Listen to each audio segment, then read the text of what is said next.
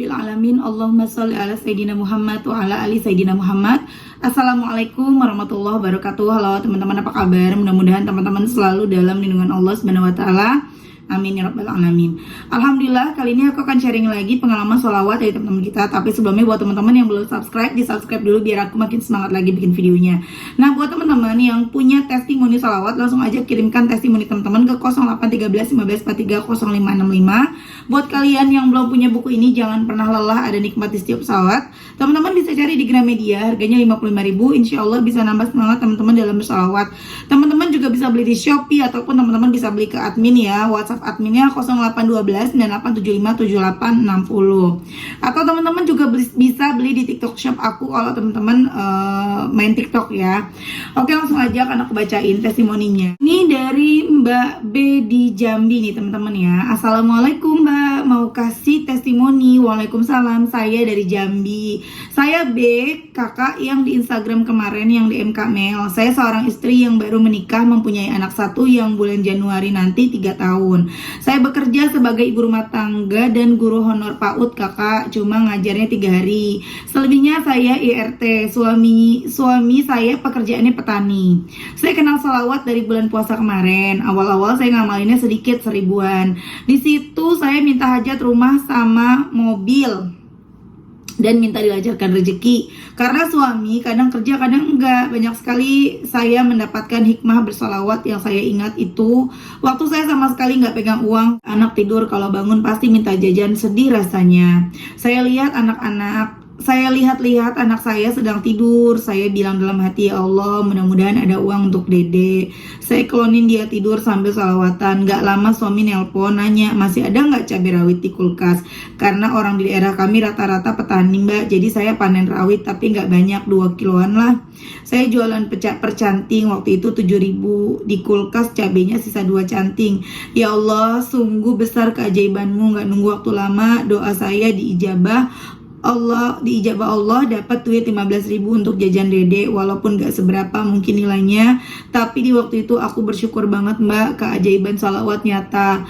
Hanya berselang 5 menit setelah doa langsung diijabah. Ya Allah, dalam hati berkata terima kasih banyak. Setelah itu saya kencangin salawat jadi 5.000 per hari. Ya Allah mbak, gak nyangka mbak, yang kemarin aku minta rumah sama mobil, Allah kasih rumah. Dibangun ibuku, dibikin tingkat 2 atas, gak besar mbak, hanya yang bagian belakang aja dibikin tingkat 2, dan itu awalnya mau ditempatkan ibu sama bapak, tapi ibu nyuruh kami yang nempatin di atas kakak. Waktu dengar itu aku bersyukur, aku berdoa, aku bilang sama Allah, ya Allah, apa ini doaku yang kau ijabah? Sungguh jalan dari langit gak ada tandingannya. Dan sekarang aku lebih giat lagi bersolawat karena pernah kemarin 10.000 dalam sehari. Aku minta sama Allah supaya diijabah doaku kakak, yaitu mobil kak. Pengen banget punya mobil, mudah-mudahan doaku diijabah ya kak cepatnya, amin. Terima kasih ya kak udah dibacain, semoga bisa memotivasi teman-teman semua. Ayo kencengin lagi salawatnya, pasti doa kita diijabah sama Allah. Saya udah membuktikan sendiri dan sekarang suami udah ada kerjaan, alhamdulillah. Masya Allah. Mbak baca salawat apa dan selang berapa lama sampai dikasih rumah? Salawat Jibril kak 6 bulan, alhamdulillah 2 minggu ini kami tempati. Saya juga ngamalin Waqiah Yasin 40 hari. Sekarang masih juga baca Waqiah Yasin, alhamdulillah ini yang keempat kalinya. Kakak nanti kalau dibaca samarkan aja nama saya, sebut Mbak B. Masya Allah ya teman-teman. Itu tadi kisah dari Mbak B di Jambi yang ngedoa sholawatan awal-awalnya cuma 1000-an ya. Ya benar tadi 1000-an ya. Terus akhirnya kepengen yang paling kecil dulu, pengen punya uang buat jajan anaknya, dan Masya Allah, Allah kabulkan. Secepat kilat tiba-tiba punya uang buat jajan anak. Jangan dilihat dari nilainya, tapi benar-benar saat kita butuh, itu kalau butuh tuh 1000 aja tuh susah loh nyarinya. Ya kan? Kadang-kadang kita kalau lagi benar-benar gak ada, 1000 pun udah kita korek-korek di mana juga gak ada ya. Masya Allah, dan alhamdulillahnya Mbak B ini benar-benar bersyukur, ingat sama keajaiban Allah, ingat sama Allah ya. Jadi gak mikir yang aku kan mintanya mobil sama rumah. Jadi uang itu tidak dianggap, 15.000 itu dianggap hal biasa, enggak. Tapi Mbak B bersyukur, makanya Allah kasih lagi, Allah kasih kemudahan untuk baca salawat jadi 5.000 sehari. Dan Masya Allah akhirnya terkabul tuh satu persatu, dapat rumah dan insya Allah bentar lagi dapat mobil ya Mbak, amin. Gak ada yang gak mungkin bagi Allah ya. Lanjut aku akan bacain testimoni selanjutnya dari Mbak L di Malang. Ini minta disamarkan juga, jadi aku Mbak L aja ya, di Malang. Assalamualaikum Mbak Mel. Waalaikumsalam. Mau ngasih testimoni salawat Mbak. Alhamdulillah setelah beberapa bulan mengikuti channel Mbak Mel, Allah selalu menolongku dan suami setiap saat Mbak, bahkan dalam kondisi semepet apapun. Masya Allah gak nyangka. Waalaikumsalam. Ini dengan Mbak siapa, di mana? Sampai bingung Mbak Mel mau cerita keajaiban yang mana. Baca salawat apa Mbak? Boleh diceritakan. Dengan Mbak L di Malang. Alhamdulillah Mbak, aku baca salawat Jibril dulu awalnya 1.000 per hari Mbak. Sekarang alhamdulillah udah mulai 5.000 sampai 10.000 per hari beberapa hari terakhir ini Mbak. Sambil sholat duha, tahajud Mbak Mel, terus sholat waqiah, yasin setiap habis sholat wajib, dan ditambah pas sholat malam waqiah 7 kali, sholawat munjiat 100 kali. Doakan semoga tambah istiqomah Mbak Mel. Makasih banyak Mbak Mel, Masya Allah saya dan suami tambah lebih semangat lagi berdoa kepada Allah agar dikabulkan semua hajat kami. Semoga Mbak Mel sekeluarga diberi kesehatan, keselamatan yang rezeki yang lancar, amin. Umur panjang barokah, amin. Mbak dijauhkan dari orang-orang yang ingin berniat buruk kepada Mbak Mel, amin ya Allah. Misal suatu saat dijadikan testimoni, samarkan ya. Jadi begini Mbak Mel, saya waktu itu ikut sama suami lagi terlilit suatu masalah di tempat kerja suami, dan akhirnya suami harus nombok Mbak, ada barang yang hilang, nota dan fisiknya. Terus waktu mau ada audit baru ketahuan nominal yang lumayan Mbak, sekitar 15 juta, dan harus diganti sama suami detik itu juga. Hari itu juga kalau nggak bakalan di-cut dari perusahaan. Waktu itu bingung sama suami, minta bantuan sana sini usaha. Bayangin Mbak, pagi jam 9 dapat kabar nominal segitu harus dibayar, terus harus hari itu juga batas sampai tutup kasir sore harus sudah lunas. Kami belum ada tabungan Mbak. Sambil jalan, aku sambil jualan online. Waktu ambil barang di supplier di perjalanan, sholawat Jibril 1000 kali. Aku waktu itu lagi haid Mbak, minta tolong sama Allah Mbak, sampai mau nangis campur aduk, panik gak karuan. Alhamdulillah waktu jam 4 sore ada jawaban dari Allah melalui temanku perempuan. Atas izin Allah dibukakan pintu hati temanku buat bantu aku dan nyuruh ngambil uang itu cash ke rumahnya Mbak. Dan dibilangin kalau ngembaliinnya nggak perlu lebih Mbak, beliau nggak mau riba. Alhamdulillah aku sampai nangis. Bersyukur Allah maha baik Mbak. Sekarang alhamdulillah sambil beribadah nyicil bayar, semoga segera lunas. Doakan ya Mbak Mel, amin. Terima kasih testimoninya Mbak, insya Allah nanti aku samarkan sama-sama Mbak Melisa. Alhamdulillah dahsyatnya sholawat. Terima kasih Mbak Melisa, sangat motivasi Mbak. Semoga Allah membalas semua kebaikan Mbak, amin. Alhamdulillah Mbak Mel, setiap saat ada aja dari Allah rezeki dan pertolongan Mbak, berkah sholawat. Sampai bingung mau nyeritain pertolongan yang mana aja. Masya Allah ya teman-teman.